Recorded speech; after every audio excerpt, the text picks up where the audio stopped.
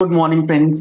GST platform के YouTube channel में आप सभी का स्वागत है। जी हाँ फ्रेंड्स, जीएसटी के अंदर इनवॉइसिंग से रिलेटेड कल एक हमारी वीडियो निकल के आई थी जिसमें हम लोगों ने अनरजिस्टर्ड और कैश सेल्स के लिए जो नियम जुलाई 2024 में चेंज किए गए हैं उसके बारे में आपको बतलाया था कि किस तरीके से आपको इनवॉइसिंग करनी है।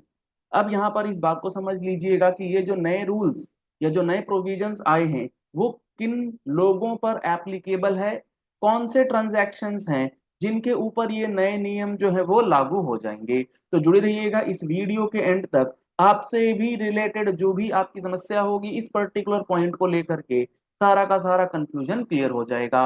और अगर आपको डिटेल वीडियोस की रिक्वायरमेंट रहती है इसी तरीके से अपडेटेड नोटिफिकेशंस के लिए, तो आप हमारा यूट्यूब चैनल जीएसटी प्लेटफॉर्म उसे सब्सक्राइब कर सकते हैं, फॉलो कर सकते हैं नोटिफिकेशन बेल दबाने के साथ, ताकि कोई भी वीडियो मिस ना हो। अब यहाँ पर दो सिचुएशंस जो सबसे ज्यादा इंपॉर्टेंट है।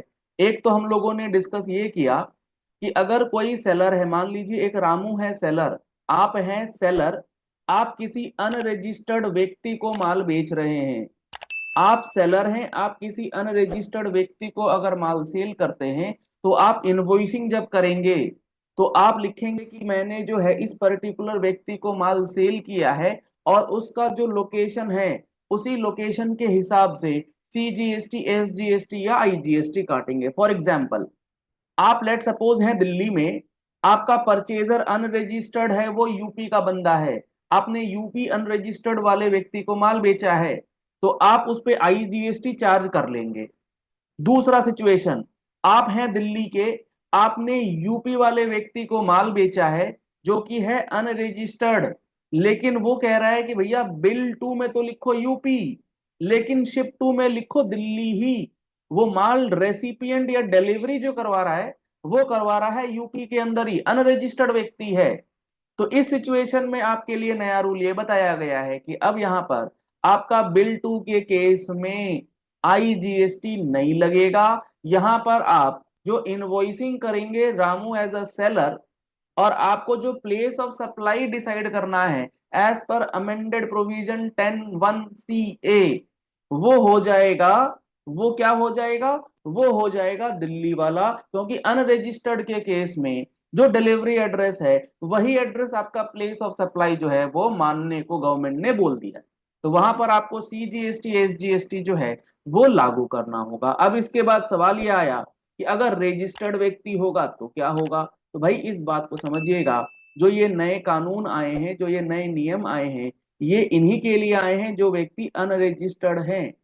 जो रजिस्टर्ड व्यक्ति है तो रजिस्टर्ड व्यक्ति के लिए तो स्टेटस वही का वही है, रजिस्टर्ड व्यक्ति के लिए कोई भी नया चेंज नहीं है। जैसे फॉर एग्जांपल, इस बात को और अच्छे से समझ लीजिए क्योंकि यहाँ पर खामखा कंफ्यूजन जो है रजिस्टर्ड अनरजिस्टर्ड को लेकर के क्वेरीज के रूप में मेरे सामने आ रही है। तो यहाँ पर लेट सपोज एक सेलर है जो रजिस्टर्ड पर्सन है और ये दिल्ली का है, इसके पास एक परचेजर आया, ठीक है, ये मान लीजिए यूपी का है, ये कहता है सेलर से, अब इस केस में दोनों रजिस्टर्ड पर्सन है, हमारे जो अमेंडमेंट्स हुए हैं अनरजिस्टर्ड पर्सन, ये बंदा जो है ये अगर अनरजिस्टर्ड है तो आपको अमेंडमेंट वाली कहानी समझनी है, अदरवाइज तो आपका रजिस्टर्ड पर्सन है तो जो कहानी है वो समझ लीजिए एक बार फिर से। सेलर है रजिस्टर्ड, परचेजर है रजिस्टर्ड, ठीक है।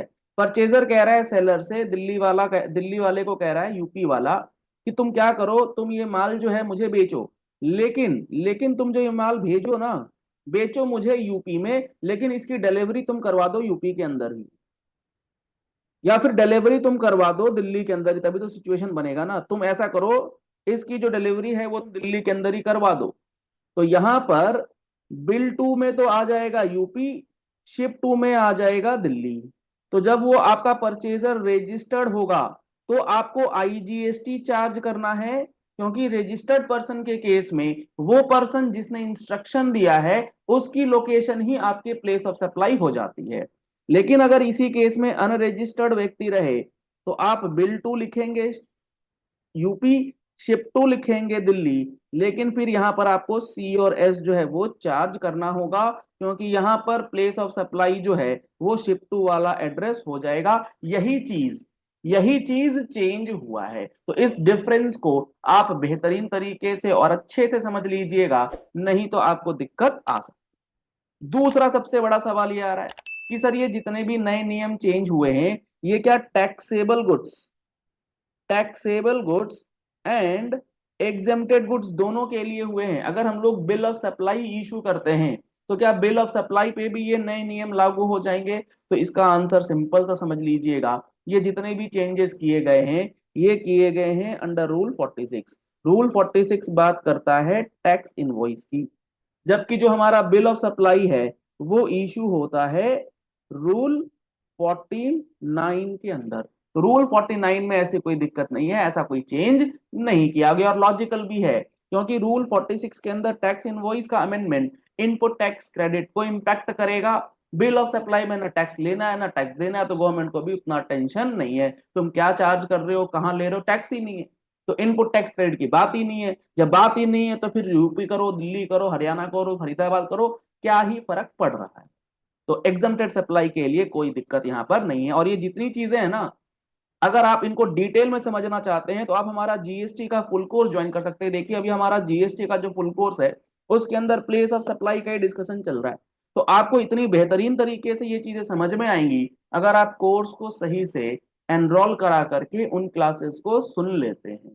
तो अगर आप कोर्सेज को ज्वाइन करना चाहते हैं तो लिंक आपको वीडियो डिस्क्रिप्शन बॉक्स में दिया गया है, कॉन्टैक्ट नंबर्स आपको स्क्रीन पर दिए गए हैं। आप हमारा मोबाइल एप्लीकेशन जीएसटी प्लेटफॉर्म जो है उसे डाउनलोड कर सकते हैं और क्लासेस की जानकारी ले सकते हैं। और एक दूसरा जो और एक जो अमेंडमेंट हुआ है इसके अंदर कि आपका जो B2CL की कैटेगरी है, जी हाँ फ्रेंड्स, B2CL की कैटेगरी में पहले जो लिमिट था 2.5 लैक्स, अगर आप इंटर स्टेट अनरजिस्टर्ड व्यक्ति को माल बेच रहे हैं तो इस लिमिट को अब रिड्यूस कर दिया गया है 1 लाख तक। तो आप जब इनवॉइसिंग करेंगे जुलाई के महीने में तो आपको इस लिमिट का भी ध्यान रखना है। आप अगर समरी लेवल पे डेटा एंट्री कर रहे हैं तो 1 लाख से ऊपर वाले का समरी हटा दीजिएगा, बिल टू बिल मार्किंग करना जरूरी है। क्या ये वाला नियम भी बिल ऑफ सप्लाई के लिए लागू नहीं होगा? जी नहीं। ये जितने चेंजेस किए गए हैं, मैं बार बार आपसे वही कह रहा हूं कि आप अगर 1 लाख रुपए से ऊपर का, आप अगर 1 लाख रुपए से ऊपर की इनवॉइसिंग कर रहे हैं तो आपको मैं एक बार रूल 59 दिखाता हूं जहां पर ये चेंज हुआ है, तो आपको और क्लैरिटी आएगी यहां पर। हालांकि अगर आप एग्जेम्प्टेड सप्लाई की बात करें तो एग्जेम्प्टेड सप्लाई में आप जब GSTR 1 का डेटा फेच करते हैं तो वहां पर बी टू सी एल में वहां 0% में अगर आप डाल रहे हैं तो आपको दिक्कत थोड़ी सी आ सकती है। एक बार आप रूल 59 का वो अमेंडेड पोर्शन जो है वो मैं आपको दिखाता हूं, जो हमारे पास नोटिफिकेशन आया था, ये देखिए।